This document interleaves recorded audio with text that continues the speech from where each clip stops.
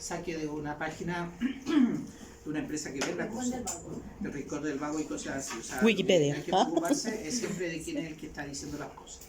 ¿Ya? Sí. Porque por encontrar cualquier cosa puedo encontrar en español de distemper, pero va a ser lo mismo que mi mamá sabe de distemper. O sea, usted no va a tener mucha diferencia. Entonces, la idea es que ustedes sepan, porque eso es lo que cuando uno estudia las enfermedades realmente, o cuando uno lee paper, realmente esas son las cosas que importan. O sea, el bicho, lo que importa son las proteínas que tiene, eso es lo que marca al bicho, si envuelto o no envuelto. Eso marca que el virus dure horas en el suelo y no dure meses en el suelo.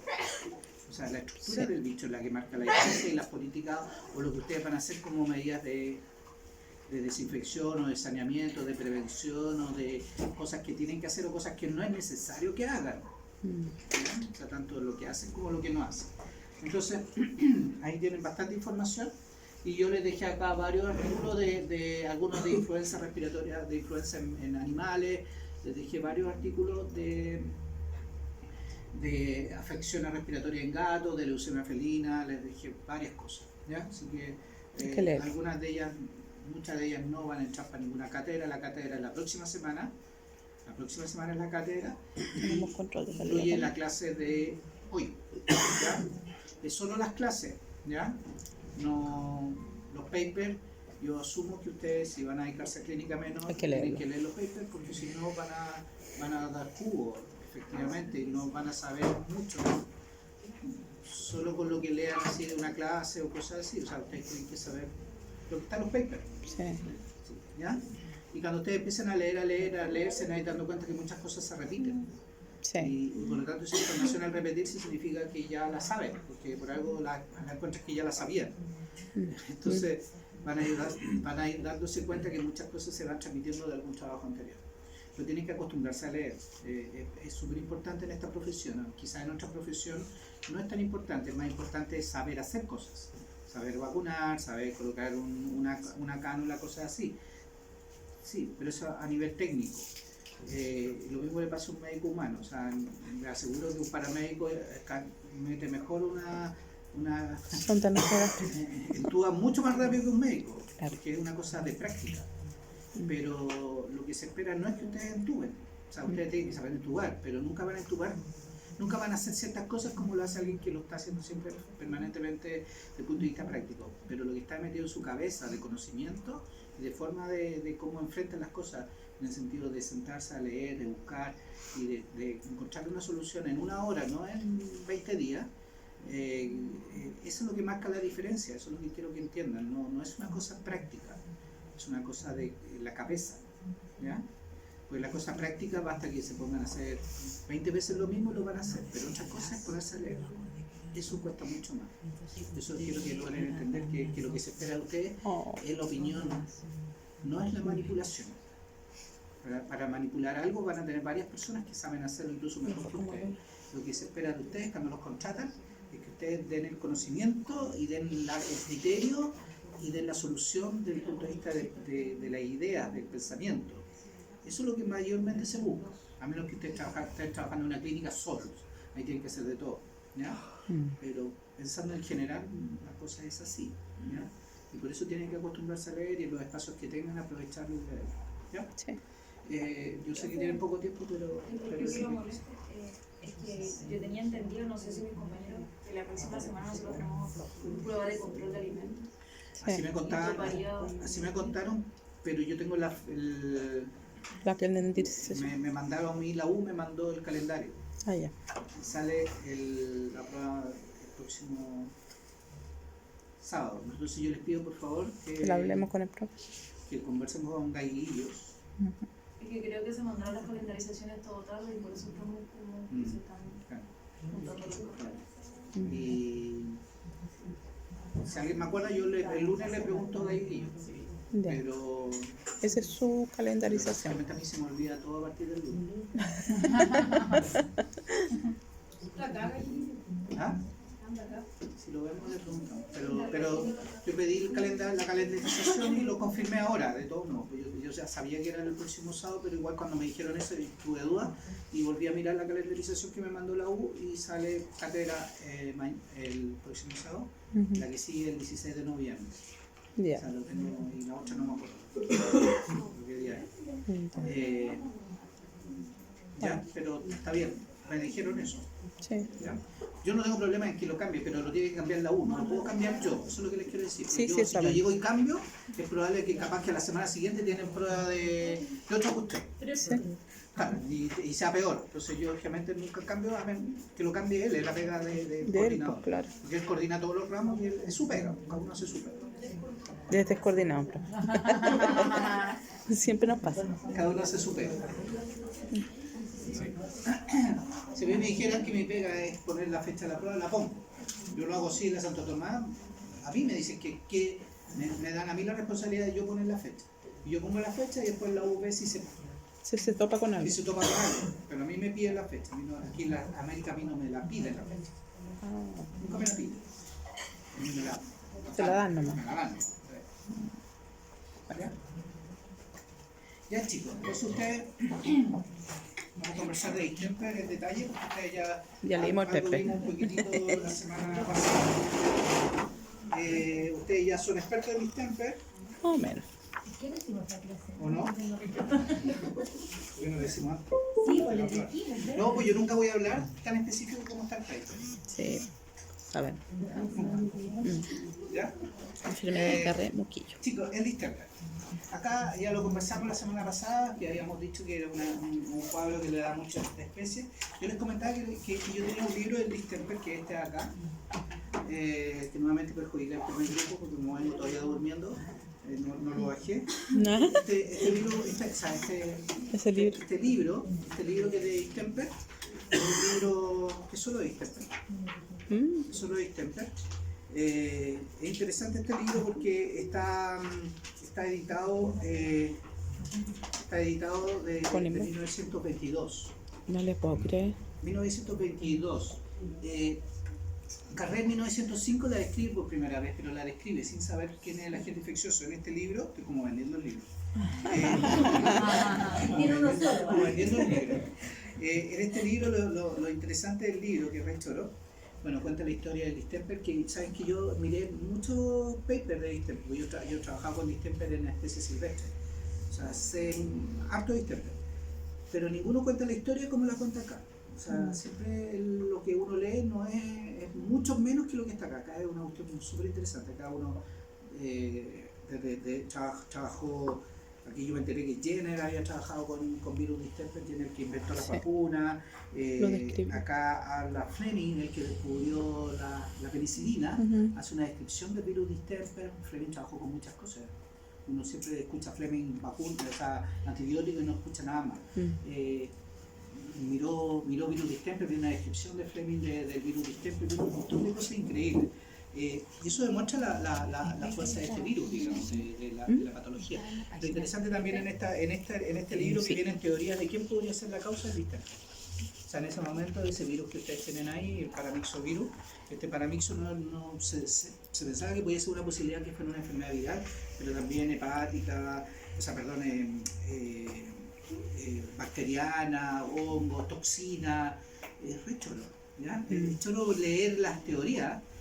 También como acá todavía no estaban los antibióticos, el tratamiento también, cómo se trataban los animales, porque si bien Fleming ya había descrito la penicilina, todavía no era usada en forma rutinaria, en forma comercial para todas las cosas. Entonces cuando estamos hablando de que este libro es del 22, impreso el 22, estamos hablando de que este libro fue hecho entre 1915 posiblemente, 1919, para después imprimirlo, etcétera, etcétera, y se publica el 22, ¿ya?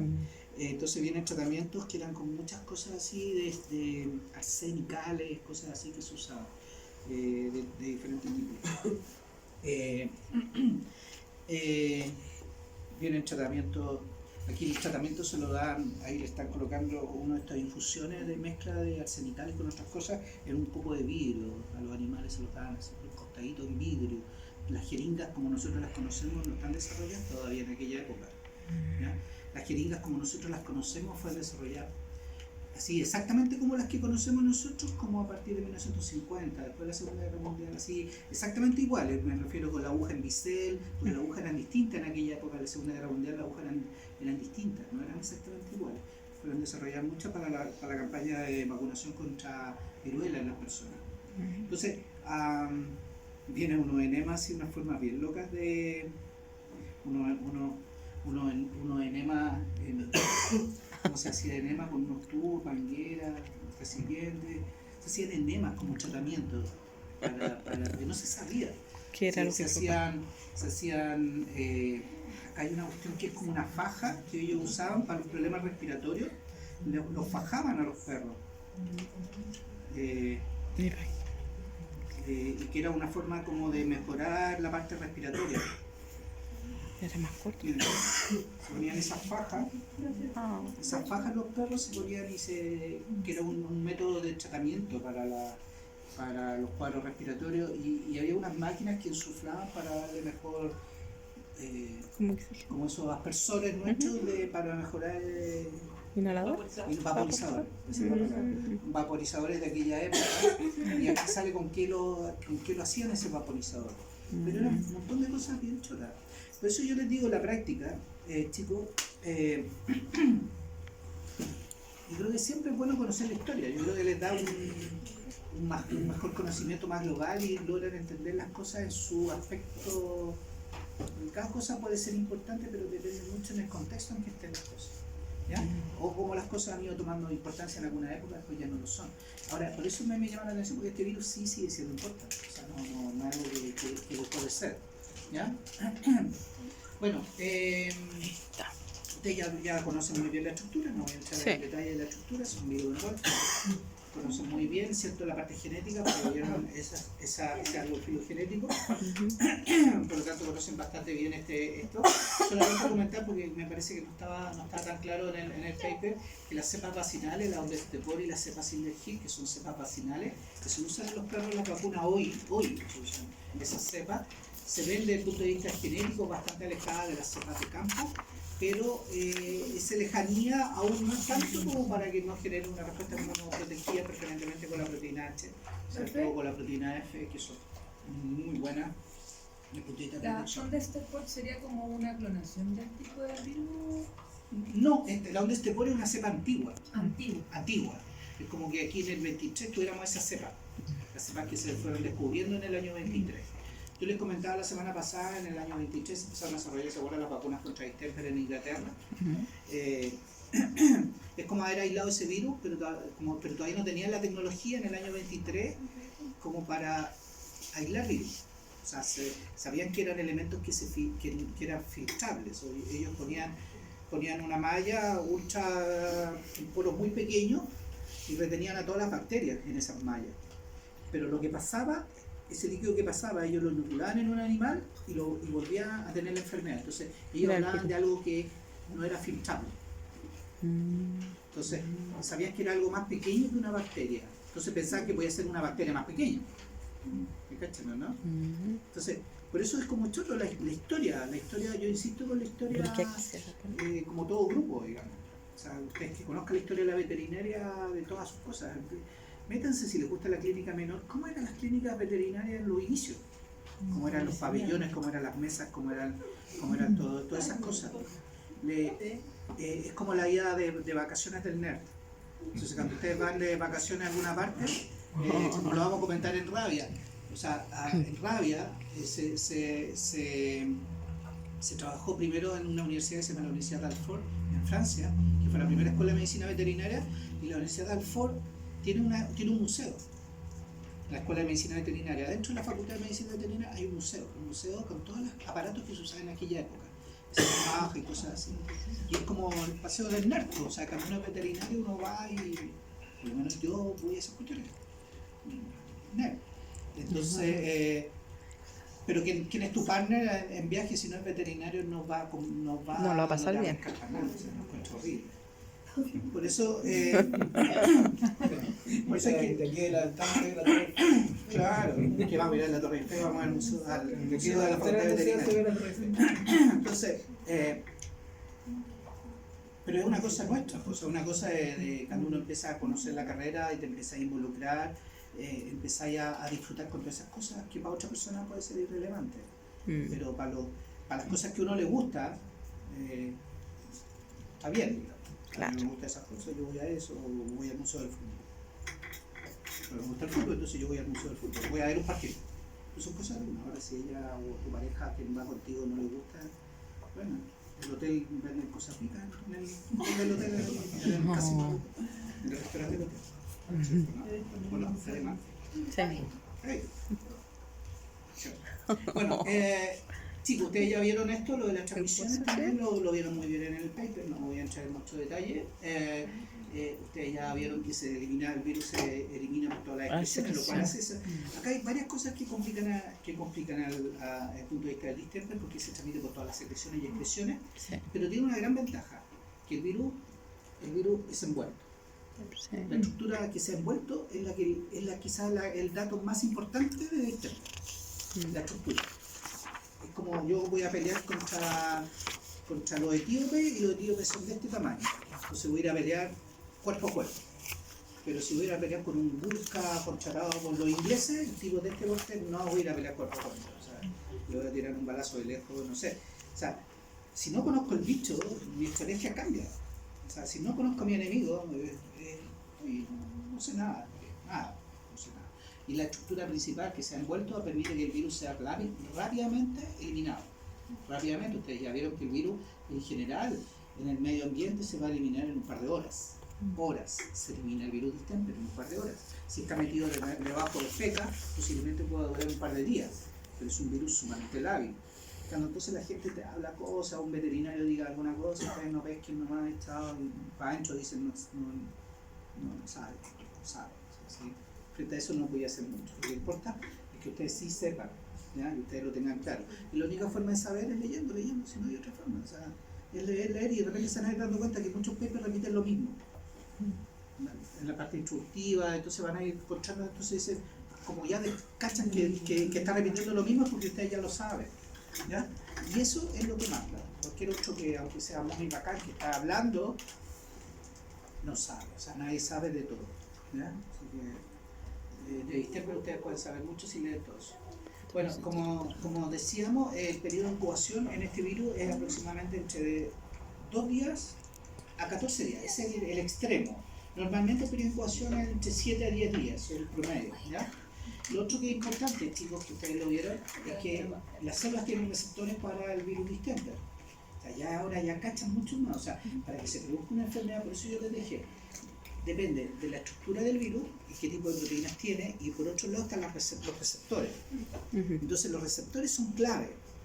De hecho, muchas terapias contra algunas enfermedades se están basando en bloquear esos receptores como forma de prevención. Entonces yo bloqueo el receptor, por lo tanto el virus no puede entrar. No puede es salir. un nuevo concepto de poder defenderse frente a ciertas enfermedades donde no logro encontrar alguna proteína del virus que yo la pueda bloquear, ¿ya? Entonces puedo bloquear el receptor. El virus se distribuye en macrófago y se distribuye en linfocito. Y eso es muy importante porque son dos células inmunológicas, macrófago y linfocito. Por eso el animal se inmunodeprime. Porque a diferencia del pavo, que el pavo no, es una inmunosupresión relativa. Relativa es decir que el inmunodeprime poco. No es como este sí inmunodeprime al perro. Entonces, recién la respuesta protectiva es a los 10 días, con niveles altos de títulos de anticuerpos. Los 10 días recién tienen títulos altos de protección del perro. Por lo tanto, si ustedes entienden que el perro se infectó en un periodo de incubación corto, hace 2 días atrás y el animal está con signos clínicos, todavía le quedan 8 días más de soportar al virus sin todavía tener títulos de anticuerpos protectivos. Entonces el animal realmente la va a pasar mal y por eso se mueren los animales, ¿ya? Por lo tanto, ya ustedes están pensando inmediatamente que mejor la terapia de tratamiento debería ser de alguna forma estimular la respuesta inmune, cosa que no sea a los 10 días, que sea antes. Entonces puede ser con algún estimulante de la inmunidad, para eso se usan vitaminas de complejo B12 y otros compuestos. Por algún momento se han usado interferones, porque el interferón es una citoquina que tiene un efecto antiviral. Entonces, por mientras que se desarrollen los anticuerpos por parte del animal, yo le estoy entregando al animal, le estoy inyectando citoquinas de tipo interferón, o le estoy inyectando anticuerpos ya hechos contra el distemper, ¿ya? En suelo hiperinmune. Se basa en eso, en este dato. O sea, ese dato, o sea, lo que les quiero decir, que de repente uno dice, pero un dato súper específico. Es que ese dato súper específico es el que finalmente es tu sustento técnico para hacer ciertas cosas, para desarrollar ciertas cosas, ¿ya? Perdón, y esa inmunosupresión obviamente hace que se desarrollen un montón de bacterias. Por eso los tipos, en este libro, piensan que son bacterias las que producen, porque cuando están los perros enfermos, ellos cuando hacen filtraciones de diferentes tejidos, encuentran micoplasma, salmonella, coli, streptococcus, staphylococcus, van encontrando un montón de bacterias. Entonces dicen, esta cuestión es bacteriana, una de esas bacterias Infección secundaria. Ellos no saben todavía que el virus inmunodeprime, y lo que están viendo es un contaminante secundario. Claro. Por eso pero en ese momento la parte inmunológica todavía no está desarrollada. Entonces todavía ellos no tienen el conocimiento del linfocito T, el linfocito B, de inmunosupresión y un montón de cosas. ¿Ya? Vamos a saltarnos porque este es como va moviéndose por vía. Acá lo que ustedes tienen es una fotografía de un ganglio mediastínico a los 7 días post infección, donde tienen marcado con fluorescencia las partículas virales. Acá se le colocó un anticuerpo antiproteína. Generalmente aquí lo que se usa es la proteína M o la proteína la M, la principal, ¿ya? O proteína P del virus, que se mantiene bastante estable entre las diferentes variantes de virus distintas, ¿ya? Cuando uno hace, perdón, voy a volver atrás a esto. Cuando uno hace este árbol filogenético uno lo puede hacer con toda la secuencia del genoma y ver las diferencias que hay entre las diferentes cepas, o a veces solamente se toma una proteína, que es lo importante.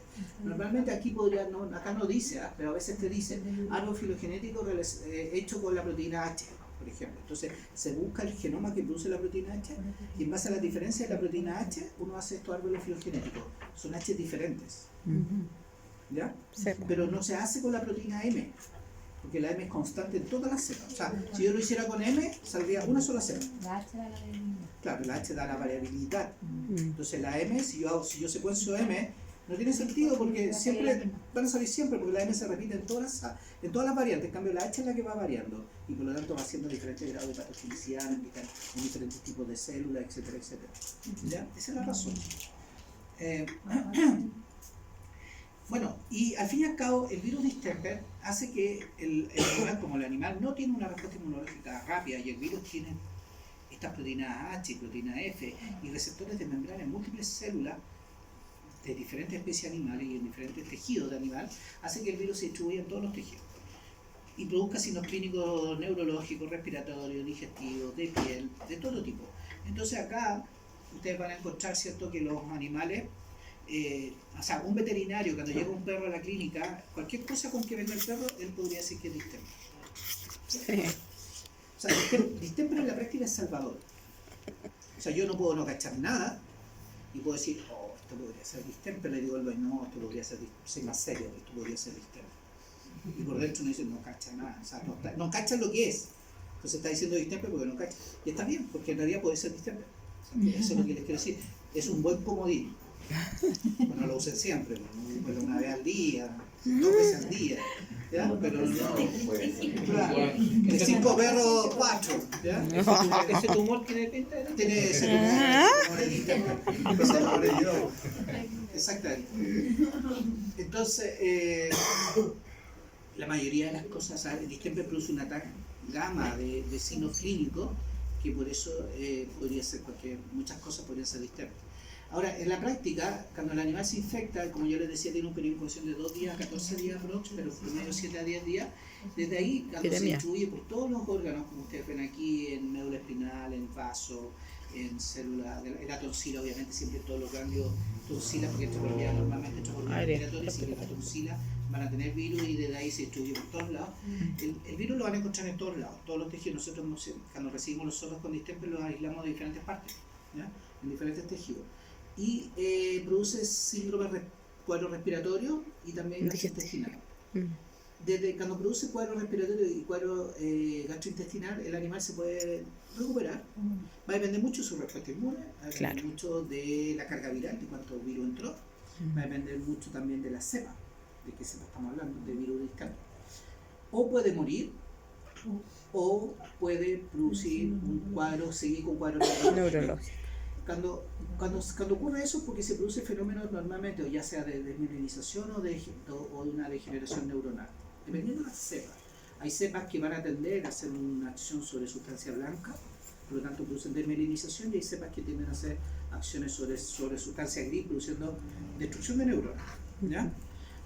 Cuando se ocurren estos signos neurológicos agudos, puede venir la muerte, puede recuperarse el perro después de un cuadro neurológico. Hay perros que O quedar con pero secuelas. que pueden quedar con secuelas de que se llaman encefalitis de perro viejo. Sí. O pueden quedar con seguir evolucionando el cuadro neurológico a un cuadro neurológico que se llama crónico. Crónico, estamos hablando de que posiblemente dure 2 a 3 meses en la evolución del cuadro. Entonces muchas clínicas a veces liberan al perro, lo dan de alta y el perro sigue avanzando en su cuadro neurológico, sigue estando peor, ¿ya? Porque tampoco lo podéis tener 3 meses en la clínica hospitalizado, o sea, a menos que lo hagáis, o sea, es un costo enorme para el dueño, entonces es complicado, ¿ya? Bueno, ahí ustedes tienen que manejar eso. Y acá se produce un cuadro inflamatorio muy grave, se produce un cuadro encefalitis. Por eso se dan corticoides. El corticoide es un gran antiinflamatorio. Tiene el inconveniente, ¿cierto?, de inmunodeprimir, pero depende de la dosis, depende del tiempo. Pero es un gran antiinflamatorio, porque acá uno de los grandes problemas es el cuadro encefalitis, tiene inflamación en ese nivel. También tiene un cuadro inflamatorio en diferentes tejidos, ¿ya? Acá tienen, ¿sí? ¿El corticoide en ese caso se usa como dosis única o como tratamiento? No, yo les puse acá, más adelante les puse tratamiento, ¿ya? De corticoide. Yo creo que eso mejor lo ven con su profe de clínica. Ya. Yo no tengo mucha experiencia en dosis. Les puse ahí algo, pero lo veamos más adelante. Acá tienen el duodeno con partículas virales, están marcados también con un anticuerpo contra el virus, con fluoresceína, y después brilla en el microscopio electrónico, en el microscopio de fluorescencia, y se ven estas partículas. En términos generales, chicos, como yo les digo, hay cepas que actúan sobre la sustancia gris, que producen una destrucción de la neurona. Sí. Realmente esa cepa se resuelve el evento en 3 semanas aproximadamente. O sea, en 3 semanas uno sabe si el perro va a vivir o va a morir. Pues infección. El problema es que ustedes no saben cuál es la cepa, ustedes están frente a tu perro, ¿no? Pero lo que está ocurriendo en el fondo es que si la cepa es una cepa que va a sustancia gris, esto se resuelve. Profe, ¿y uno mantiene registro como la cantidad de cepas establecidas acá en Chile, por ejemplo, de distemper? No hay cepa. La única forma de mantener cepa es como de hacer aislar el virus o hacerle biología molecular y secuenciar el virus. Y secuenciar, chicos, es caro acá. Es caro acá secuenciar. Pero secuenciar afuera. Que son más neurológicos. Claro, pero puede ser una apreciación clínica solamente. La mejor secuenciación o la mejor forma de ver la cepa sería secuenciarlo. Y ese es el problema, o sea, si esta enfermedad fuera de una especie productiva, ya sabía. El SAC y el SAC haría la secuencia, el SAC tiene secuenciador. Entonces el SAC secuenciaría el material genético y haría un banco de cepa. Pero como esto es de perro, no hay quien lo haga. O sea, no hay quien lo haga. Sí, hay gente que lo podría hacer, que son las universidades, que es la función de investigación y desarrollo que deberían hacer las universidades. Y por eso, pero eso es caro. Entonces la universidad tiene que ganar proyectos.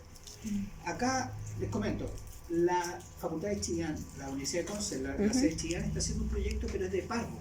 Y específicamente porque no hace distemper, porque es lábil. Entonces a mí me contaban hace como un mes, el que está a cargo del proyecto, me decía, mira, sí, lo que pasa es que yo podría tomar una muestra, pedirle a alguien que me mande muestras, pero durante el trayecto el virus capaz que se muera. En el trayecto mientras me llega a mi laboratorio la muestra. Entonces voy a tener poco material. En cambio, Parvo no importa, Parvo va a aguantar el trayecto y todo lo demás, entonces es mucho más estable. Entonces les va a permitir tener mayor número de bichos para poder secuenciar. Ahora, cada secuencia es súper relativo, pero los precios pueden ser muy caros acá. Acá una secuencia podría costar más de 100 lucas. Una secuencia. Pero si yo lo mando a Corea, que nosotros lo hemos hecho, lo mandamos a Corea a veces,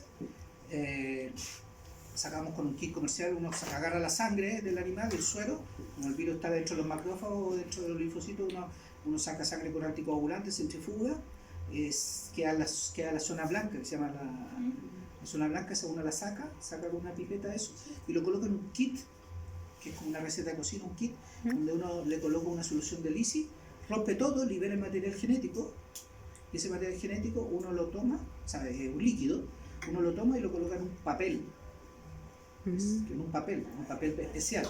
Uno lo coloca y el papel es como un papel absorbente y absorbe. y se queda el material genético pegado en el papel.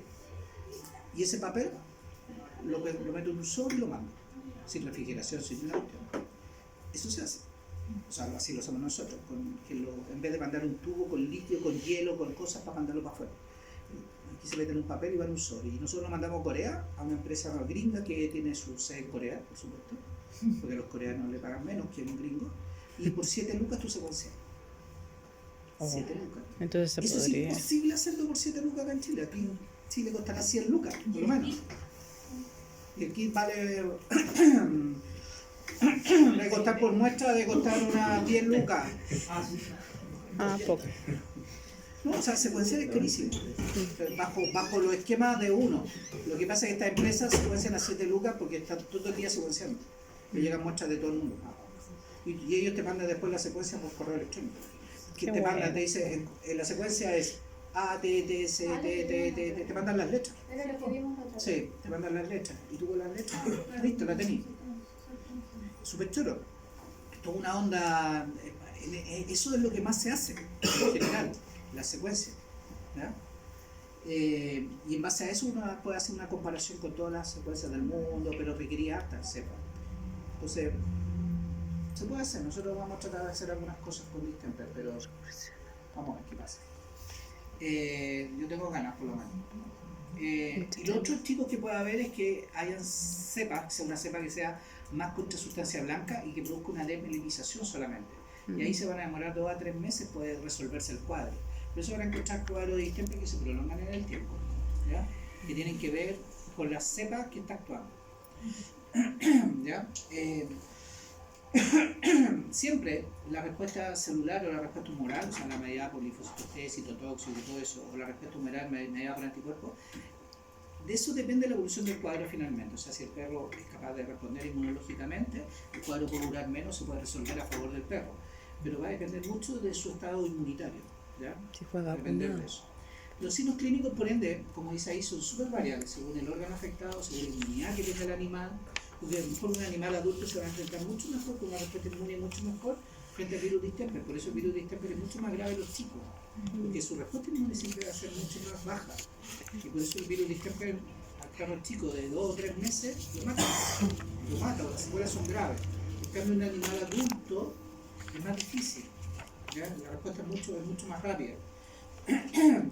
Pero va a depender en duración, va a depender en severidad, si puede ser visible o no, porque a veces hay animales que lo hacen bastante subclínico también, ¿ya? Y por lo tanto, los signos clínicos son los que ustedes quieran. O sea, como ustedes vieron en su paper, los animales pueden tener fiebre o no tener fiebre. O sea, igual que el parvo, o sea, fiebre o no fiebre, puede ser. Entonces, cuando la gente dice, no tiene fiebre, dice que no es viral, eso no tiene nada que ver. Ya sea sintomático. Nada que ver. Y puede ser con secreción ocular o sin secreción ocular, puede ser la secreción ocular transparente, puede ser celosa, hay contaminación bacteriana de forma secundaria. O sea, los signos clínicos son re variables, son súper variables. Siempre cursan esos hijos depresión, anorexia, ¿ya? Siempre va a haber una linfopenia que incluso es súper temprana, o sea, una disminución de linfocitos en circulación.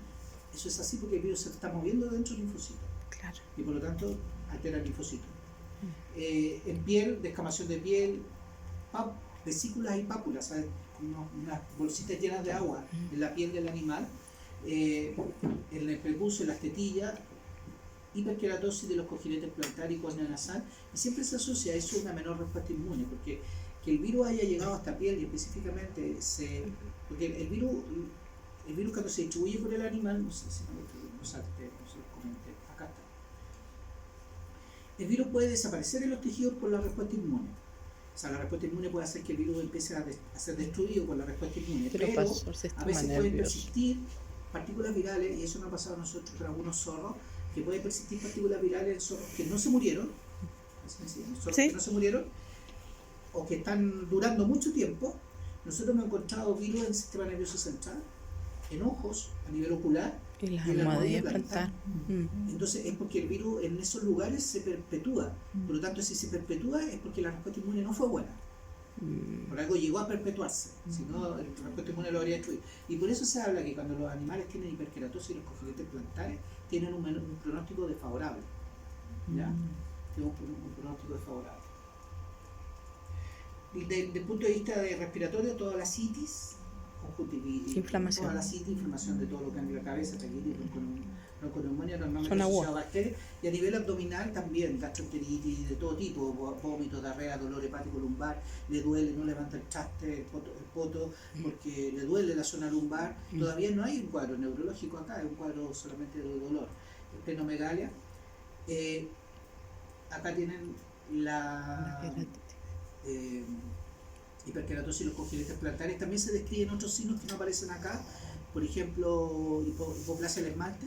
Los animales chiquititos, los cachorritos piedra. cuando nacen, Sí, sí, cuando les da yo el leí tiempo y eso. justo están cambiando los dientes, el esmalte no se desarrolla. Entonces los animales nacen con el, lo pueden descargar por internet, hay fotos bonitas de hipoplasia del esmalte, por distemper, hipoplasia. Sí. Entonces no se desarrolla, en el diente no se desarrolla El todo el esmalte y quedan espacios sin esmalte. Con la dentina. Quedan espacios Ahí el diente, es como que si no estuviera frito algo así. miren, espérense. Es como suelto, como si estuviera podrido. Si podría operar algo así. De las manos. Sí, que está suelto. Eso sería un permanente. Sí, permanente.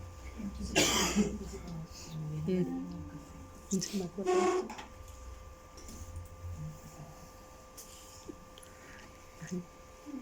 Oh. Entonces, ven ahí, eso Ah. por lo que- este se ve mejor, miren. Este era el esmalte y ahí ya no lo tiene. Ahí hay dentina, ¿no? A ver. ¿Ven que ahí, ven esa punta? ¿Ven ese Sí, pues, diente así? la dentina provoca dolor, claro. Estaba buscando una botella perdida. ¿Han visto una botella por ahí? De tapa verde. De la linda. ¿No? No. Definitivamente la perdió. Gracias. Sí, sí, como... Sí, como la otra. ¿Ya?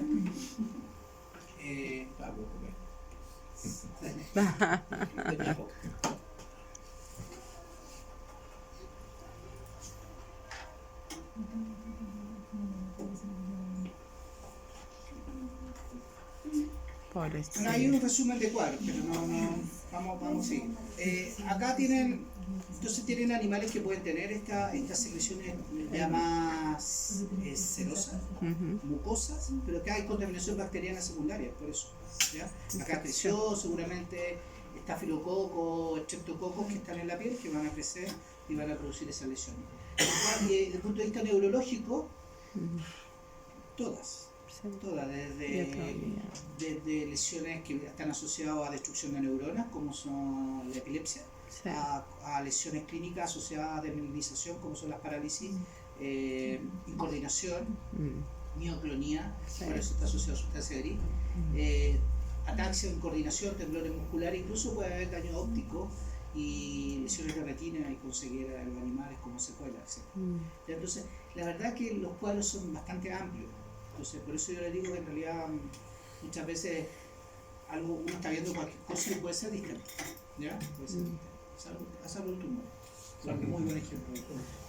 No faltará el veterinario que diga que el distemper produce tumores. No me sorprendería. Podría ser. Podría ser. No más sepa. No más sepa. No, diagnóstico por un par de años más. Exactamente, y capaz que parece. Tranquilo. Eso fue una célula tumorosa, o sea, un virus tumoroso. Chicos, en general, entonces, desde el punto de vista de la respuesta inmune, los perros siempre van a, cuando son infectados, no se inmunodeprimen y por lo tanto la disminución de linfocitos en circulación es alta. Disminuyen T y B, no solo B, sino que T, su disminución sobre todo, sobre ambas líneas de linfocitos T y también destruyen tejido linfático, destruyen ganglios, destruyen tonsilas, destruyen timo. Sí. Entonces se mueve médula ósea. Por lo tanto, los que son proveedores de nuevas células del sistema inmunológico son destruidos ese tejido. Es un virus de miedo. Sí. Por algo es lo que es el distemper. Por eso la vacuna fue un gran desarrollo. O sea, si ustedes piensan, si no existiera vacuna, sería la cantidad de animales que habría sería bastante menos, porque la verdad es que el virus y por eso se escribe tanto de distemper, porque es un agente infeccioso increíble. Interesante que contra la proteína NP y P se puede detectar aumentos de anticuerpos al día 6 a 8 por infección. eso por técnica ELISA. Normalmente es una ELISA IgM. Entonces la M, que sube rápido, puede ser detectado entre el día 6 y 8. Por eso uno le hace M a los perros. Entonces un animal que se infectó, que uno tiene sospecha, uno puede tomar una muestra de sangre y mandar a hacer una ELISA IgM. Si sale positivo, tiene anticuerpo reciente de infección, por lo tanto es positivo, o sea, tiene distemper. A menos que hace por lo menos 3 semanas atrás haya sido vacunado. Los animales que son vacunados hace 3 semanas atrás dan M positivo. Después de las 3 semanas la M cae, la M de la vacuna cae. Pero te van a decir. Sí. La M en los perros que se infectan con distemper dura 3 meses. Ya. Durar. O sea, si el perro ya 3 meses con el cuadro clínico de distemper recién les llega a ustedes, si ustedes le hacen M, es probable que salga M negativa ya. ¿Ya? Puede ser, por el tiempo que lleva. Y ahí habría que ser G, que va a durar siempre. ¿Ya?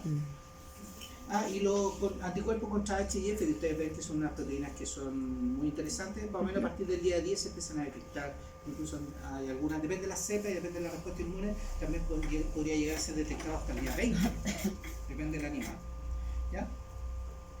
Entonces, acá está lo de la M que lo estábamos conversando. Otra cosa que es importante es que los test citotóxicos aparecen más o menos el día 10, con el pic máximo entre el día 14 a las 2 semanas, 3 semanas, perdón, entre las 2 semanas a un mes, tiene el pic máximo de test citotóxicos, pero no tiene un test que detecte el test citotóxico.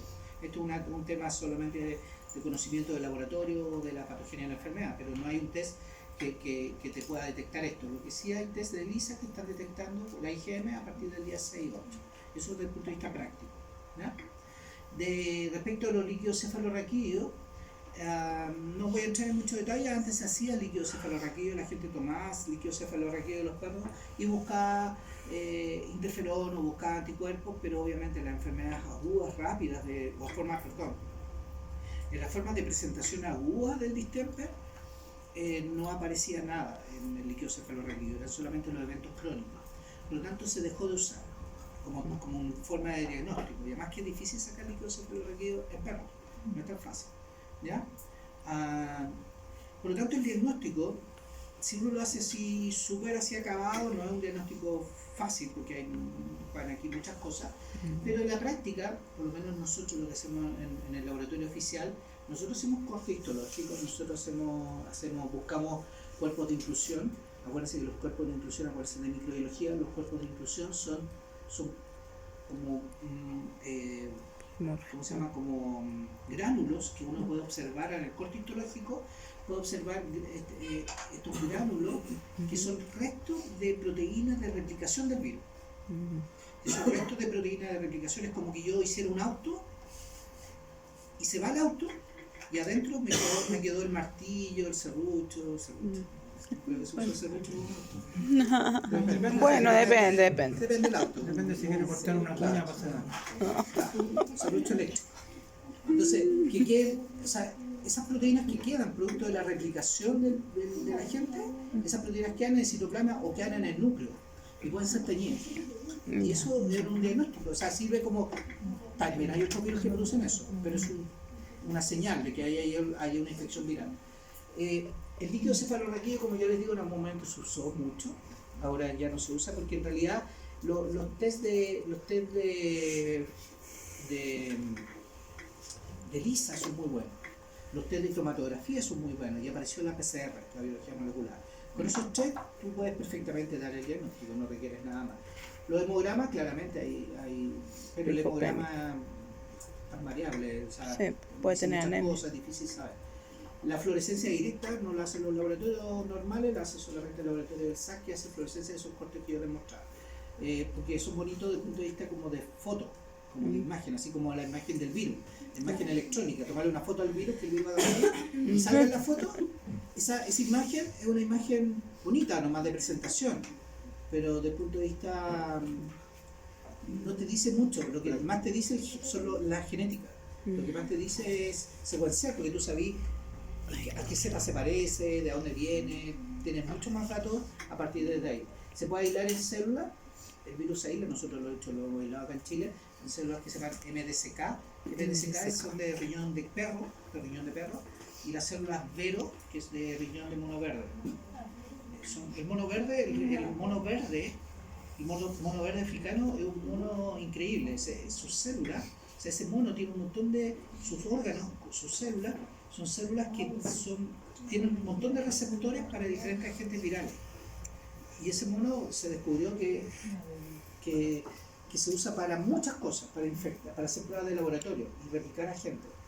Se sacaron esas células y esas células se multiplican hoy en día in vitro. No se requiere estar matando monos para sacar células ya, se multiplican in vitro. El mono verde africano, ustedes si van al Zoológico Nacional, cuando van a la parte de los monos, en la entrada, van al zoológico, cuando van subiendo por el lado del elefante, y se van por el lado donde están los monos, está el mono rhesus, que es del RH, donde se descubrió el RH, positivo o negativo, y al lado está el mono verde africano, que es de las células verde. ¿Ya? Para que si van como nerds nuevamente a un zoológico. Está la PCR. La PCR es la mejor técnica de diagnóstico, claramente, es la mejor de todas. La PCR va a detectar el genoma del virus presente. No dudan nunca en hacer la PCR, nunca. Solamente podrían dudar desde el punto de vista de plata, que buscar. Pero desde el punto de vista de diagnóstico, lejos es el mejor diagnóstico. Si lo hace un laboratorio que tiene experiencia en hacer PCR, no va a haber problema. ¿Ya? El PCR es una excelente técnica, ¿ya? Por definición.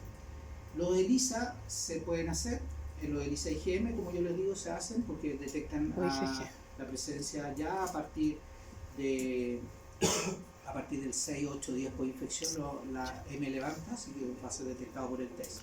¿Ya? Aquí vienen, yo les puse mucho más datos, porque si les leo todo va a ser una lata. La seroneutralización es una técnica, lo que pasa es que los ELISA que se venden son ELISA para perros. Por lo tanto, en mi caso, que yo trabajo con distemper, no me sirve, porque yo no hago para perros, yo hago zorro, cosas así. Entonces, el zorro es distinto al perro, por lo tanto no me sirve. Entonces, un ELISA negativo de zorro con el kit de perro no estoy seguro si es negativo, al revés. Entonces, nosotros lo que hacemos es seroneutralización. Nosotros tenemos el virus distemper en nuestro laboratorio. El virus distemper yo lo saco y lo enfrento al suelo, coloco un poco de virus y coloco un poco del suelo del zorro o de otra especie animal, y ahí veo si el animal tiene anticuerpos, se une al virus, y luego coloco célula, MDSK. Si el animal tiene anticuerpos, bloquea el virus y el virus no infecta la célula. Si el animal es negativo y no tiene anticuerpos, el virus infecta la célula sin ningún problema y la destruye y produce un efecto muy bonito sobre la célula. Así lo hacemos nosotros. Pero lo hacemos para animales, cualquier animal. Eso es la gracia de esta técnica, que sirve para cualquier especie de todas las que son afectadas por virus distemper. Pero es una técnica que hay que tener el virus y hay que tener cultivo de células, por lo tanto no lo hace ningún privado. Y las universidades, algunas lo han hecho alguna vez, pero es difícil mantener para la universidad mantener esto. Nosotros sí podemos mantener esto. Normalmente estamos haciendo, es una técnica que normalmente estamos haciendo. Uno de nuestros grandes son los centros de rescate animal. Los centros de rescate, una vez que rescatan un animal, nos piden anticuerpos contra distemper. No me indican nada. Yo me los mandan, los hacemos, pero yo me pongo en el lugar del veterinario, que si el animal está sano, puede tener anticuerpos contra distemper. A lo mejor alguna vez le dio distemper. Se salvó. ¿Sí? Si el animal tiene cuadro clínico, lo mismo. O sea, tengo anticuerpos, pero a lo mejor lo que está teniendo clínicamente no es distemper. Y me está marcando anticuerpos, pero de una infección pasada. ¿Me sigue? Porque la neutralización no es sobre M, no es sobre IgM, es sobre IgG. Y siempre va a salir ahí. Entonces, ese es el problema. Sí, paciente. Entonces, lo que tú tendrías que hacer con ese animal que tiene signos clínicos es tomar muestras para PCR o tomar muestras para cromatografía o SNAP. O sea, tienes que ir a buscar el bicho. Animales con signos clínicos, chicos, vayan a buscar el bicho siempre, porque prefieran técnicas que vayan a detectar el agente. Siempre. Hagan inmunocromatografía, hay test muy buenos de cromatografía que van a detectar el antígeno viral. Depende de las marcas, si lo hacen a partir de selección ocular, de lágrimas, o de conjuntiva, de raspado de la conjuntiva, porque las células de la conjuntiva tienen partículas virales en su interior, secreción nasal, saliva, orina, suero o plasma. Hagan el test. Son rápidos. Si el resultado, si el animal está en cuadro clínico, está eliminando virus, está saliendo virus por ahí. O sea, un resultado negativo es negativo. Pero ustedes dicen, no, pero es que esto es distemper. No es la única enfermedad que produce esos signos. Entonces, ahora, si el animal no tiene signos clínicos, no sacas nada. Si le tomáis una muestra de sangre para buscar en el suero o en el plasma el virus, pero el animal está clínicamente sano, no tiene mucho sentido. Lo primero que discrimina es la clínica, chicos. Siempre. O sea, primero clínico. ¿Ya? Tratamiento sintomático, como todas las enfermedades virales. Cualquier enfermedad viral va a ser con hidratación con electrolitos, antibióticos para evitar porque está inmunodeprimido, y cualquier estimulante de la inmunidad. Esto puede ser el complejo vitamínico B12 y otros complejos que se pueden colocar como estimulantes de la inmunidad, y ahí hay una variabilidad enorme de tratamientos para el distemper que lo van a discutir en sus clases de clínica. Pero ahí lo que juega el rol es quién es buen estimulador de la inmunidad. Porque contra el virus a menos que metas suelos hiperinmunes, que ya vienen anticuerpos hechos contra el virus, o que metas interferones, que es una citoquina antiviral. Pero no está demostrado bien las dosis que tiene que ser usado el perro. Hay productos como el Staglogan, como yo les mostré en Pardo la semana pasada, que se usa que viene con anticuerpos contra distemper, y que en dosis de 2 ml completo se lo colocan al perro. 2 ml a un perro da lo mismo el peso, se colocan por animal. La eficacia de eso es bastante cuestionable. Algunos países lo aceptan y lo registran, otros países no lo aceptan o no lo registran. O lo que ocurre en Chile es que ni siquiera el laboratorio se anima a traerlo. Porque también acá hay un tema comercial de por medio. O sea, si yo voy a traer un producto, tengo que estar seguro que voy a ganar plata. Entonces ellos han hecho y además porque la plata es alta plata, porque yo si quiero traer un suero hiperinmune acá en Chile, voy a tener que hablar con el SAC para que entre, porque es un fármaco, porque si un producto natural puede ser que no entre como fármaco, como muchos productos humanos que ustedes han visto que se venden en las farmacias como producto natural, esos no son fármacos, entonces entran por otro camino que no les van a pedir un montón de cosas, ni registro, ni mucha evidencia científica respecto a la utilidad, etcétera, etcétera. En cambio, cuando son fármacos, son sometidos a un registro, y por lo tanto ellos tienen que traer toda la información científica que ese suero hiperinmune funciona. Y le van a cobrar plata. Y además de toda esa información y plata, después cuando yo entre con el suero hiperinmune acá en Chile, si ustedes quisieran traer, ser los representantes de ese laboratorio, ustedes van a tener que hacer toda una inversión en la difusión de ese producto. Por lo tanto va a pasar bastante tiempo hasta que ustedes puedan vender y pueda la gente empezar a comprar un stock suficiente como para que ustedes recuperen todos esos millones que van a gastar. Entonces no es tan fácil, por eso normalmente esto lo hacen los grandes laboratorios que tienen espalda financiera como para soportar esa inversión que hay que hacer para concientizar a la gente de usar el producto y convencer de que efectivamente con diferentes estudios estos sueros hiperinmunes funcionan en el distemper en esas cantidades, en esas concentraciones.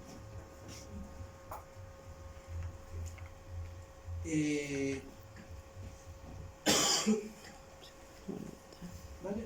Pueden colocar antibióticos, anticonvulsionantes y acá lo que en relación a lo que tú decías, y acá sale como una sola dosis, entiendo aquí, de 24 duración un día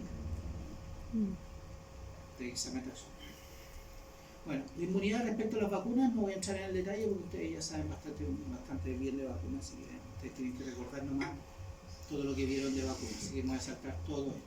Ahí está, acá tienen el Canary Pox, esta vacuna, la Canigen, que no es el virus distemper el que viene en la vacuna, sino que efectivamente lo que viene es que le insertaron tanto los genes de la proteína H y los genes de la proteína F. Esos genes se los sacaron al virus distemper y lo insertaron en un virus de viruela del canario. Sí. Y lo que yo inoculo es virus viruela del canario muy modificado genéticamente, un transgénico. Un transgénico. Entonces cada uno va en una protesta medioambiental como ayer, y si yo voy con un cartel no a los transgénicos, pero la vacuna, como que en veterinaria como que me la debería guardar ese cartel y poner no a la papelera, no a otras cosas, me refiero. Porque ahí como que estamos en una Porque ustedes van a usar, porque los transgénicos, en ese sentido, los transgénicos son muy útiles. Claro. Ahora, obviamente, en el desarrollo de esta vacuna, el laboratorio tiene que mostrar que ese Canary Pox, con insertos de HIF del distemper, no va a mutar, no va a producir daño en el perro, no va a hacer un daño ambiental, etc. Eso, dentro del registro de control de vacunas, se le pide al laboratorio que entregue esa información, que es la seguridad medioambiental de esa vacuna. Se pide y se evalúa. Y lo evalúan los gringos, lo evalúan los canadienses, y ustedes entenderán que el laboratorio que produce esta vacuna no está pensando en Chile, está pensando en el mercado de Estados Unidos y el mercado europeo, donde está la plata y está la cantidad de perros. Por lo tanto, nosotros nos vemos favorecidos en ese sentido, porque el laboratorio no va a hacer una vacuna buena para un lado y una vacuna mala para otro lado. ¿Ya? No, los laboratorios no funcionan así. ¿Ya? Terminemos toda esta parte de cachorro y terminamos con esta parte de perro y ya nos vamos. ¿Ya? Ya. Así terminamos una y media por Ya, por favor. Queda poquito, porque esta lo vamos a ver bastante rápido. Respecto a los herpes, cambio de suelo. Ya. Respecto a los herpes, yo les dije varios papers también, ¿ya? Sí. Si usted, si yo lo hubiese hecho leer los papers de herpes que les dejé de herpes de perro, esto lo veríamos en 3 segundos, ¿ya? Porque obviamente el paper dice muchas más cosas que las que yo digo.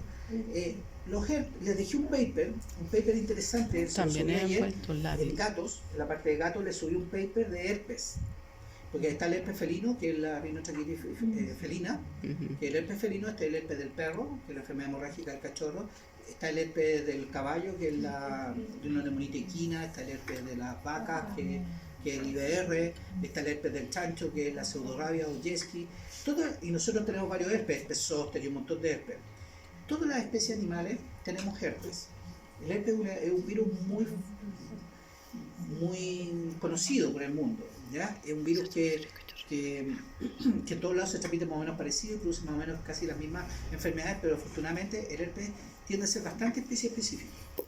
Es decir, el herpes humano normalmente no se transmite a las personas, y el herpes de las vacas a las personas no, ni al perro. Cada especie tiene su propio herpes, y eso ha sido bueno desde ese punto de vista. Por eso habla del herpes canino tipo 1, que sería el responsable de esta enfermedad, que es un virus que fue escrito en los años 60, y es un virus ADN envuelto. Al ser envuelto, se destruye súper fácil. Y por lo tanto, pero sí tiene una característica, y por eso yo les dejé ese paper de felino, porque habla de cómo funcionan los herpes. Es como un paper general de herpes, porque los herpes tienen portadores sanos. Entonces, en ese paper viene bien descrito por qué son portadores sanos, porque hay perros que portan herpes, porque hay personas que portan herpes. O sea, muchos de ustedes, yo diría que quizás todos ustedes tienen herpes. Lo que pasa es que no lo manifiestan, simplemente son portadores sanos. A lo mejor frente a un fenómeno de estrés, ustedes van a manifestar el herpes, que la gente lo llama de diferentes formas de presentación, desde una afta simple, que la gente le llama calor al estómago, no sé, que le sale algo porque a lo mejor comieron mucho chocolate. Puede ser también. No es chocolate, es la ansiedad, es el estrés que te hace comer más chocolate o maní o tomar sol. El impacto de la luz ultravioleta, ya nadie toma sol ahora, pero antes la gente que tomaba sol le salían acá arriba herpes en labial. Por eso se venden esos protectores labiales en la playa, Claro. para evitar eso, porque impactaba la luz ultravioleta, generaba en la piel una migración de los macrófagos de piel hacia las zonas profundas, y por lo tanto en ese lugar se produce un desarrollo del virus herpes. El virus herpes existe un portador en ganglios, es un virus ADN. Entonces lo que hace el virus, y en ese paper lo van a ver, lo que hace el virus es sacar su ADN, y en las células de ganglios, trigéminos, que están en esta zona glosofaringio, en los caballos abdominales, depende de la especie, y lo que hace el virus es sacar su ADN y lo mete dentro del ADN de estas células. Cuando mete el ADN adentro de estas células, el ADN viral dentro del ADN de las células, hay proteínas que reprimen la expresión del gen, entonces queda stand-by. Entonces cuando viene una disminución de la inmunidad, viene una señal hacia el interior de la célula y esas proteínas se salen y se empieza a leer el gen. Y al leer el gen, el virus se empieza a replicar. Entonces los fenómenos de estrés son los que desencadenan la aparición. Entonces probablemente ustedes porten el virus herpes, pero han vivido toda su vida relajados. tranquilo. Pues ahora con fármacos seguramente ahora sí se va a estresar. Con infecciosa no. Con No. fármacos sí. Yo creo que al revés, profe. Fármacos se estresa. Entonces, Fármaco no. no, fármacos difícil. Entonces, ¿qué es lo que ocurre, chicos? Que frente a los fenómenos de estrés se reactiva el virus.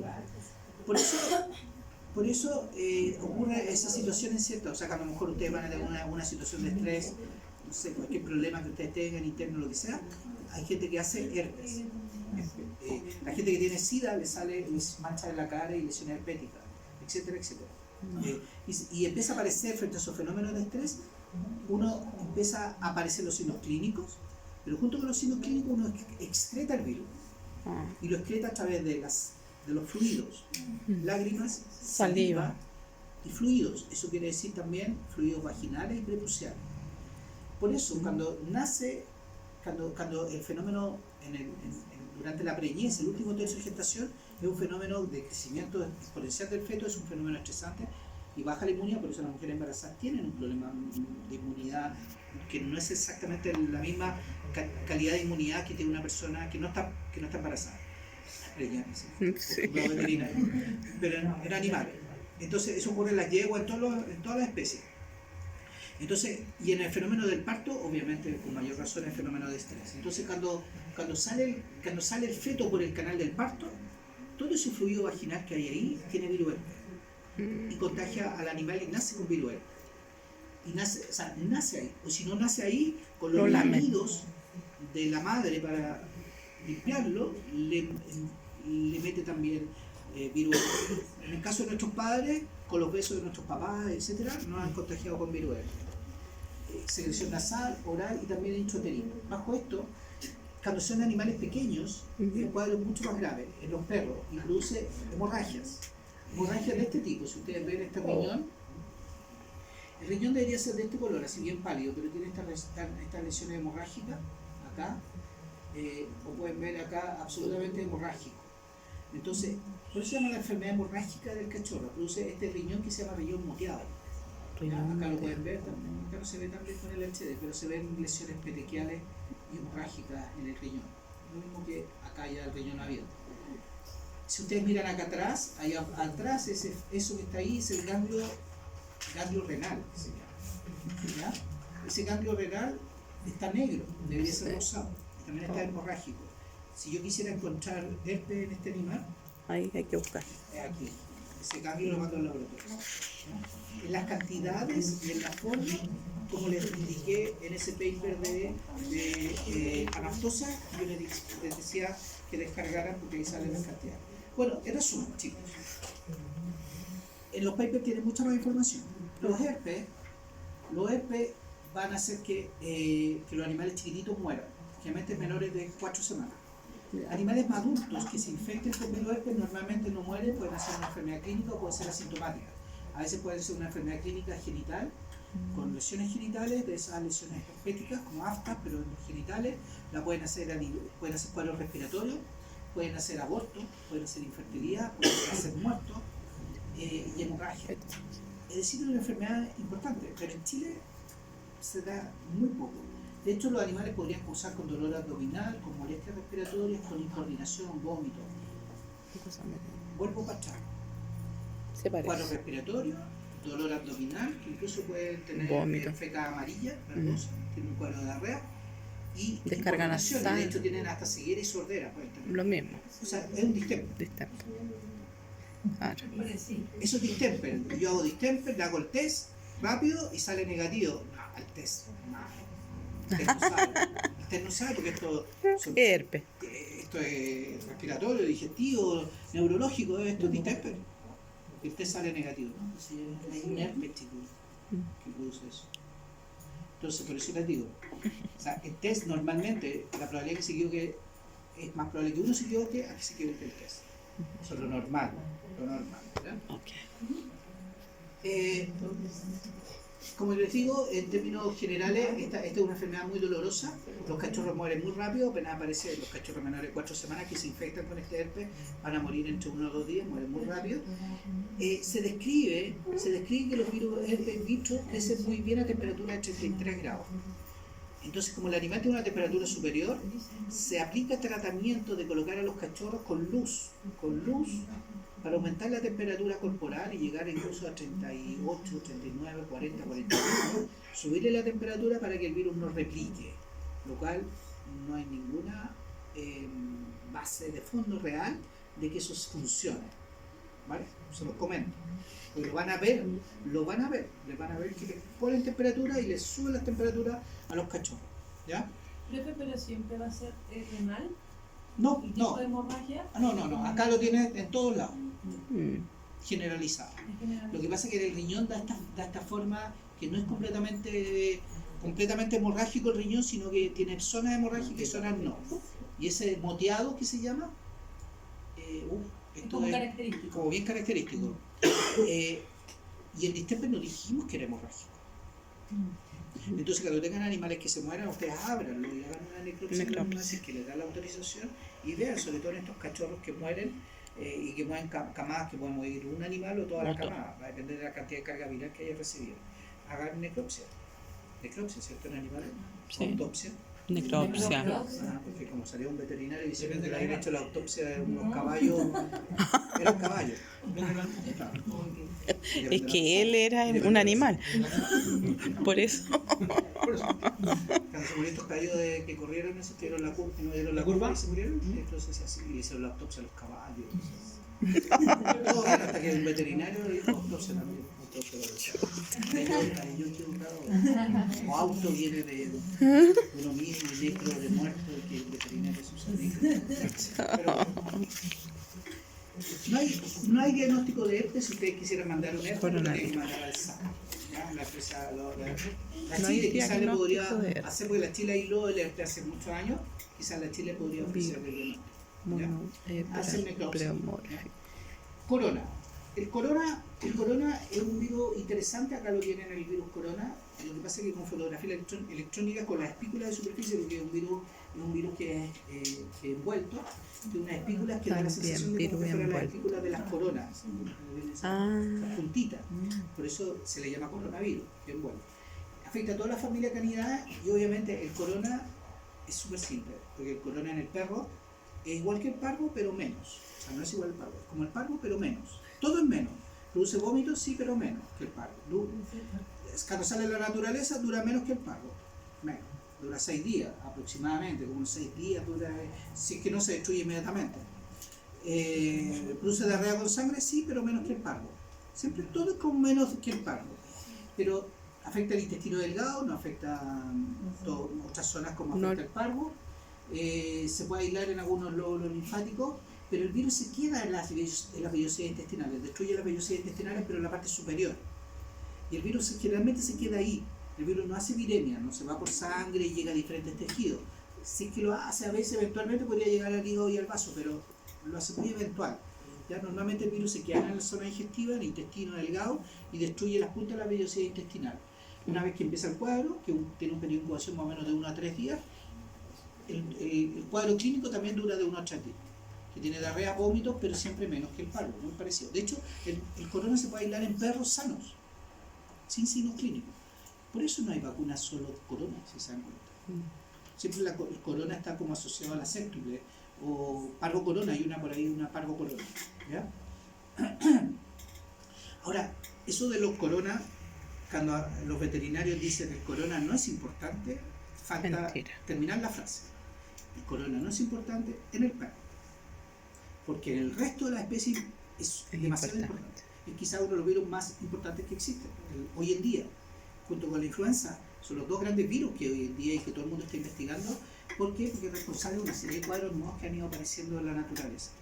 Son responsables este se llama Human Coronavirus 229 y el NL63, que produce cuadros respiratorios, no digestivos, produce cuadros respiratorios.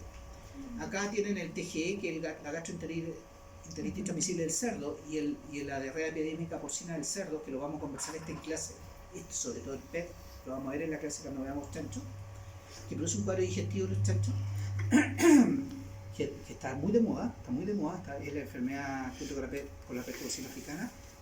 El PET la lleva, son dos enfermedades importantes en el mundo. pertenecen a este grupo que se llama el grupo 1 de los coronavirus. En el grupo 2 de los coronavirus, que es este que tienen acá abajo, está otro human cov, que también es respiratorio. Acá está el corona del perro y el corona de la vaca y el corona del ratón. Acá en el del ratón produce cuadro encefálico. En el perro solo produce gastroenteritis, pero en el caso de la vaca produce gastroenteritis neumónica.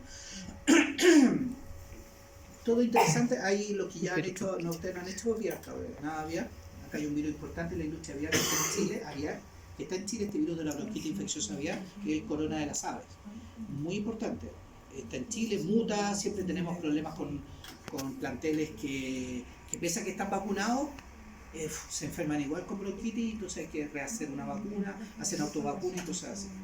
Pero acá aparece el SARS también, que es el síndrome agudo respiratorio, no me acuerdo la otra vez, el SARS. El SARS está muy de moda en Asia, muy de moda en Oriente Medio.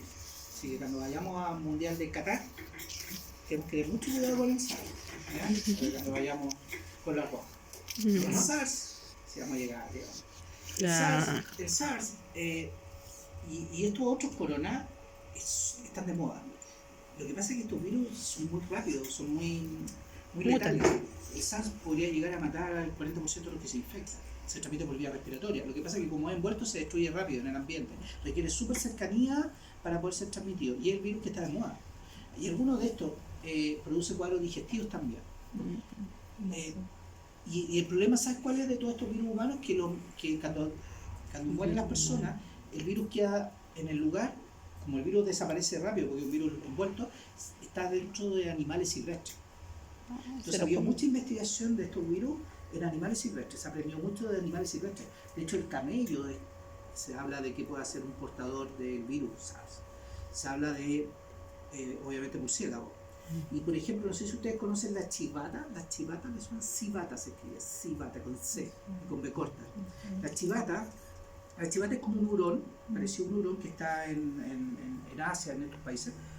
Y la chivata lo que hace es se come los granos de los cafetales, se come los granos de café. Y cuando se come los granos de café sale por la caca los granos. Exacto, y lo toma, le hacen la acidez del sistema digestivo rompe esos granos. Y salen por las fecas los restos de grano. Entonces la gente en estos países agarra las fecas de las chivatas, las limpia y saca esos granos y prepara un café que es el más caro. Dicen que es el más sabroso de todos los cafés, pero el más caro de todos. Bueno, todo iba bien hasta que esa gente que tomaba esa caca se infectó de corona, porque las chivatas portaban corona. Y algunos murieron y toda la historia. Entonces esta industria así como artesanal tuvo que empezar a cambiar hacia una industria, valga la redundancia, industrializada, o sea, no natural de ir a buscar a los animales así, sino que tener cafetal y tener estos bichos criados en forma intensiva o no sé, en forma industrial, ¿ya? Eso fue hace poquito.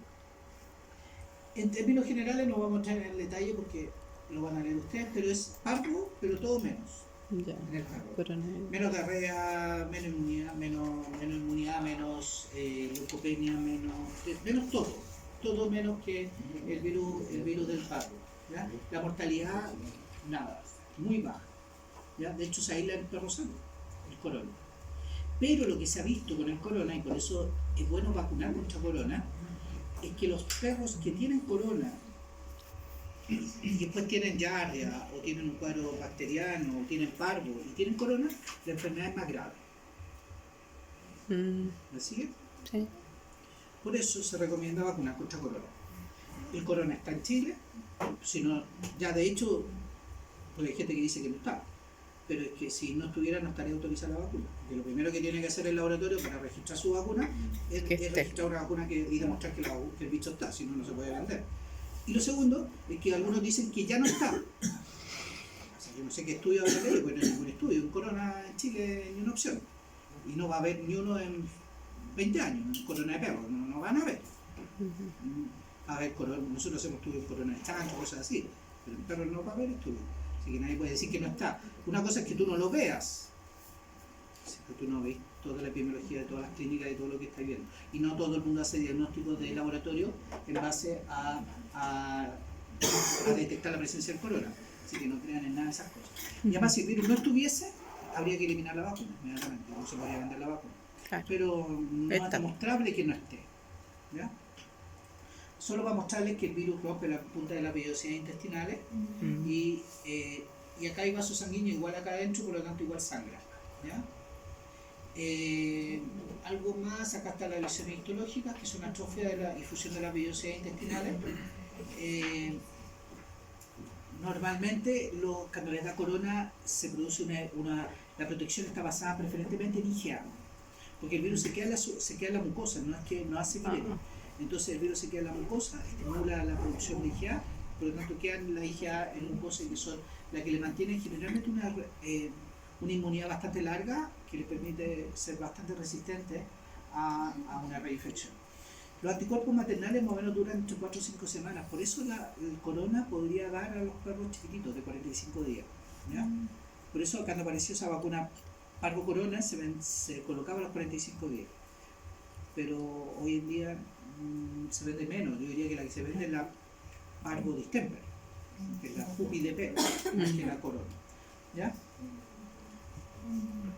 El diagnóstico yo centro en cromatografía, porque si bien uno puede hacer diagnóstico de anticuerpos, muy decidor, microscopía, PCR, no sé si alguien va a querer gastar una plata solo por corona, en perros. En todas las otras especies, Gasta. al tiro va PCR. Nosotros este muchacho con diarrea acá en Chile, va y llega la denuncia, nosotros inmediatamente tomamos esas muestras y van a PCR inmediatamente de corona. Lo primero que hacemos. Al tiro, porque hay varios coronas de chancho y que si llegamos a encontrar uno de esos coronas en chancho, se acabó el mercado para afuera. O sea, Agrícola Super ni le digo lo asustado que está. Porque si llegamos a encontrar eso, se acabó el negocio de Super para afuera. Porque ningún país de América Latina va a querer, o ningún país del mundo va a querer que tú le envíes carne de animales que puedan tener corona de cerdo. Es que es muy agresivo en la industria, en todas las otras industrias, y en humanos. Pero no está. Tratamiento antibiótico y obviamente hidratación, y se destruye con cualquier cosa, con cualquier desinfectante. Por eso he hecho una mirada de los desinfectantes a esa guía que yo les mandé, con cloro obviamente, con cualquier cosa, con el virus bastante lábil, el virus del corona. Ya con esto terminamos. Solo comentarios del rotavirus, porque los rotavirus también, ustedes si han tenido guaguita, no sé si ustedes han tenido guagua y le haya dado rotavirus, y los que si han tenido guagua y le ha dado rotavirus, ustedes van a concordar conmigo que es una experiencia fuerte tener corona con un cabrito son rota, porque termina normalmente en el hospital internado, porque produce una diarrea muy potente. Normalmente el rota es una diarrea en animales pequeños, que incluye el humano pequeño, es más importante yo diría en los terneritos con rota y en los potrillos con rota. En los cachorros no es tan común, pero también se da. Los rotavirus son que se llaman del grupo A, que se asocian a una gastroenteritis que afecta a diferentes especies animales. Acá tienen todas esas especies animales que se afectan. Son doble RNA envuelto con 3 capas de proteína en su cápside, lo cual lo hace ser bastante resistente al rota a las condiciones medioambientales. Dura bastante en las fecas. Se transmite oral fecal, igual que el parvo, igual que el corona. Hay que comer caca. No se transmite por vía respiratoria, igual que el parvo, igual que el corona, el rota hay que comerse la caca. Tiene una proteína interna, se clasifican en varios grupos, desde la A a la G. Los rotas se clasifican en rotavirus del grupo A, B, C, D, H, G, hasta el G, y dentro de ellos hay subgrupos, 1, 2, 3, 4. En el caso de los humanos, son del subgrupo 2 en humanos, y en el caso de los animales del subgrupo 1. Lo interesante, no es para entrar en el detalle, pero muchas de las proteínas de los subgrupos se comparten, entonces hay muchos test humanos que se usan en veterinaria. Porque en veterinaria normalmente nosotros no usamos test de rota, salvo para algunos potrillos, por lo menos en mi caso yo he usado algunos test humanos para detectar rota en potrillos. Funciona bien, lo que pasa es que sale muy caro hacer eso, pero la industria equina lo paga. ¿Ya? Entonces se puede usar esto de ELISA para la detección de antígenos. Hay test de cromatografía, de test rápidos que también detectan rotavirus. Entonces cuando ustedes tengan diarreas en animales también puede ser rota. También rompe las vellosidades intestinales, y normalmente también en animales menores de 12 meses, de 12 semanas. ¿Ya? Normalmente mucho más común en los menores aún de 12 semanas. Es una enfermedad que produce un cuadro de diarrea explosiva. ¿Ya? También el tratamiento con antibióticos, no hay vacuna, y hidratación obviamente. No hay vacunas en perros, En humanos. Sí. porque en humanos sí hay. Ah, Te van a vacunar a su hijo, cuando te no es parte del programa de vacunación Sí, del lo pagas. ministerio, pero hay que pagarlo aparte. Claro. Son 2 dosis, 50 lucas más o menos cada dosis, 45, y tiene un 50% de efectividad. ¿Por qué? Porque acá en Chile los subgrupos en humanos no están todos los. Nosotros tenemos algunos subgrupos posiblemente que no vienen en la vacuna, porque la vacuna está hecha para Estados Unidos. Entonces está hecha para los subgrupos de Estados Unidos, no los chilenos. Entonces se estima que acá la protección es de un 50%. Así que el rotavirus produce un cuadro de diarrea muy importante. Muy severo. Y la única forma de tratamiento es con Hidratación. hidratación y esperar que pase el cuadro digestivo. Es por comer carne. Realmente los niños acá se los agarran en los jardines infantiles, porque la chica que... Manipulada. Claro, cuando muda una guagua, después los guantes, que son obligatorios, no se los cambian. Entonces toman la otra guagua y la infectan. Entonces le dicen tiene que usar guantes, pero no le dicen que se los tiene que cambiar, entre niños. Como que si los guantes costaran 5.000 pesos cada guante. Entonces no se los cambian. Qué terrible. Y infectan al otro. Ya todo eso ya lo vimos. ¿Ya? Sí.